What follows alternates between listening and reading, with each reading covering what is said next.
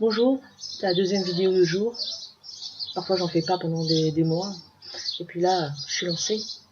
Alors c'est une vidéo évidemment que beaucoup ont repris concernant comment dire, l'état de sauvagerie méchante, destructrice après le match de la Coupe du Monde où la France a gagné. Ceci dit, elle aurait perdu, je pense que ça aurait été la même chose. Parce qu'on ne va quand même pas sur des lieux où, normalement, c'est une fête, où les gens se rassemblaient dans l'espoir de faire une fête, ou même si c'était deuxième, c'était quand même pas mal, hein, avec des masques, des casques de moto sur la tête, alors qu'on n'a même pas de moto, et des battes, ou des barres de fer, et carrément des cocktails Molotov. On fait pas une fête comme ça, enfin, ou alors moi je suis vraiment d'une autre génération, style homme préhistorique, hein, parce que je sais pas faire la fête, c'est possible, hein, on m'a déjà dit aussi que je savais pas vivre. Non mais, stop. Combien de temps le gouvernement va laisser ce genre d'individus faire ce qu'ils veulent? J'en ai été malade. Alors pas pour moi, je suis dans un petit village. J'ai rien, j'ai pas de commerce, rien. Mais j'ai pensé à ces gens qui bossent, qui payent des taxes, le RSI qui n'est même pas légal, enfin, et qui n'ont plus de bagnole, qui n'ont plus de commerce, j'ai vu des gens qui ont retourné une voiture, sont montés dessus, il y avait une enseigne, sont montés dessus, et ils ont été cambriolés un appartement au premier étage. Je sais pas si vous avez eu le car qu'ils ont fracassé et qu'ils ont incendié. Ils ont ouvert les coffres et ils ont volé les valises. Donc il y a des touristes qui n'ont plus rien. Ah mais ils vont s'en souvenir du voyage en France, hein. Dans ce car, par contre, je tiens à souligner, il y avait un gars, un gugus, qui caillassait, il lançait. Et déjà, je me demande où il trouve ces cailloux, ces gros machins. Et il caillassait. Et d'un coup, il y a un gars qui est arrivé en vélo. Il l'a vu, au pétard. Il a posé son vélo, il l'a pris, il l'a par le cou comme ça. Ce gars, il a réagi comme un tout citoyen, sans penser à ce que les autres auraient pu lui tomber dessus, parce qu'il aurait pu se mettre en danger, il aurait pu être frappé par d'autres. Alors, monsieur, vous allez peut-être pas voir cette vidéo, mais franchement, j'étais admirative. Et puis, je suis outrée aussi parce que pendant ce temps qu'il y a eu le mondial, le gouvernement a mis de côté un dossier quand même assez sensible, parce qu'il y en a de plus en plus en France, concernant la pauvreté. Voilà. Les pauvres, il y a le mondial, on va regarder des millionnaires courir après la baballe, c'est quand même bien important. Alors ceci dit, il faut faire la fête. Il y a des moments où il faut faire la fête, il faut pouvoir se retrouver ensemble pour rire, chanter, tout ça. Je suis la première. Mais quand même qu'un gouvernement, que des élus, parce que franchement il faut le dire vite, décident qu'un match de football est plus important que des problèmes de société, il y a aussi un bins là, il y a quelque chose qui ne va pas. Dans d'autres vidéos ou dans des textes que j'ai écrits, je pose la question et j'ai vu que d'autres personnes se posaient la même question. Dans toutes les injustices sociales qu'on voit, alors on lit des commentaires, ou on entend des commentaires râler, c'est pas juste, il faut que le gouvernement cesse, il faut faire ceci, il faut faire cela. Et il n'y a personne dans les rues. Qu'est-ce qu'il faut pour que des gens se rassemblent autant que pour un match de football et se retournent en fonçant vers l'Élysée ou en fonçant vers n'importe quel ministère et en disant stop?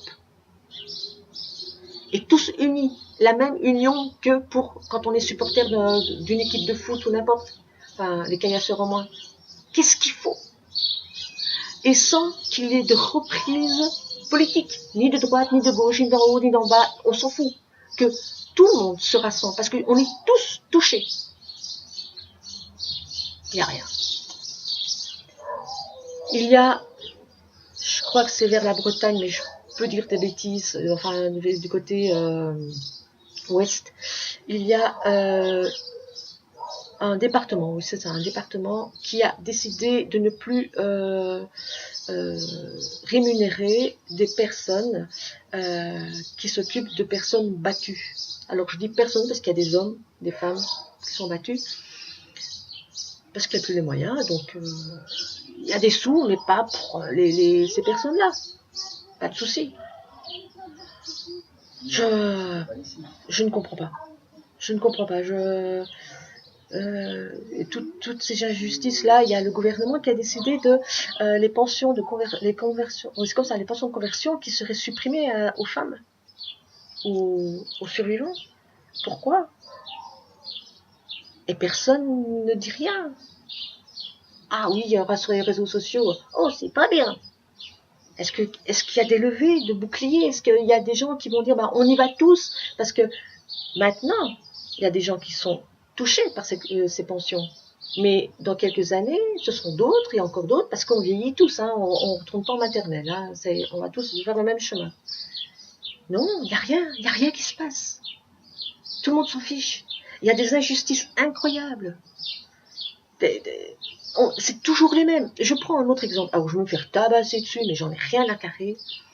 À Nantes, cette mère pas, on va dire l'édile, hein, le maire du village, de la ville, qui est une femme, mais je dis maire quand même,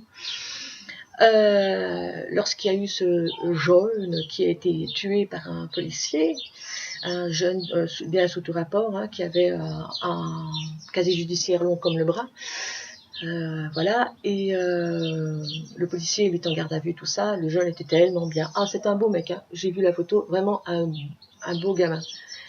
Mais il a joué au caïd, et ben il a perdu, hein, faut le dire.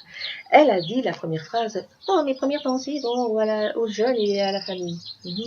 Et là, nouveau coup, elle a décidé que 300 migrants qui se trouvent au centre de sa ville, Nantes, qui est quand même une ville touristique aussi, hein, eh ben pouvaient camper au milieu de la ville. Tant pis pour les dégâts et les gênes occasionnés par ces personnes, alors que la préfecture demande l'expulsion de ces gens. Ah non, non. Bobo de gauche, hein, tout est bien, tous ces gens-là, ils ont tous les droits. Alors vous, les citoyens qui devaient payer des taxes à tire-larigot, qui avaient du mal à joindre les deux bouts, à la fin du mois, qui, sans rien dire, devaient manger des pâtes. Alors que, oui, les députés, eux, ne peuvent pas manger des pâtes. Oh là là, mais vous devez en manger, hein, parce que de toute façon, vous n'avez plus que ça. Et parfois, il y en a qui n'ont même pas de quoi se payer des pâtes. Ben non, c'est... Vous payez, puis vous devez vous la fermer. Voilà, on la ferme. Et ça, j'ai beaucoup de mal à vivre avec ça. Alors, dites-moi,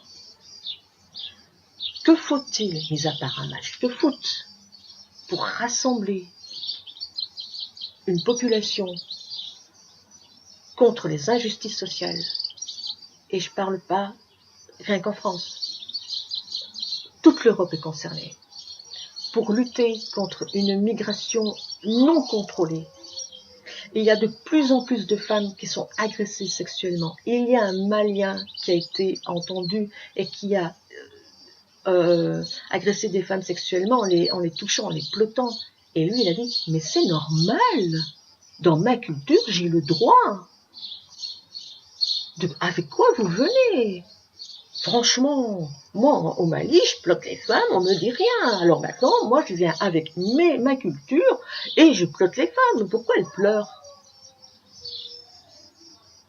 Bon. Alors ce juge, qui était une femme, par bonheur, a pris les mesures qui s'imposaient, mais c'est un Malien. Et les autres qu'on voit, même en Suède, ils veulent virer 500 000 migrants. La Suède, le pays le plus libéral, le plus babacou, tout le monde il est beau, tout le monde il est gentil. Alors attention, les personnes qui fuient vraiment l'enfer, comme les familles entières syriennes qui fuient la guerre, je le comprends. Mais si vous regardez en général les gens qui fuient un pays en guerre, souvent, quand c'est la fin de la guerre, ils retournent chez eux. Et là, on a des gens qui viennent, même, il y a un Tunisien qui a fait des délits, qui est là en tant que réfugié. Réfugié de quoi? Moi, je dis que s'il est réfugié, c'est parce que il a fait des conneries dans son pays et il a peur. Parce que la prison en Tunisie, c'est un peu autre chose que la prison en France ou en Europe. Voilà, c'est un coup de gueule, c'est le deuxième du jour. Parce que je n'arrive plus à vivre avec les injustices, avec le nombrilisme. On se regarde tous le nombril, on espère tous que le voisin va faire quelque chose pour que tout le monde s'en sorte. Et ça ne va pas jamais se passer comme ça. Il faut vraiment faire quelque chose. Mais quoi? Moi, je suis rien. J'ai pas de pouvoir. D'autres en ont. D'autres, mais s'il vous plaît, non politique. Parce que la politique, c'est toujours la politique.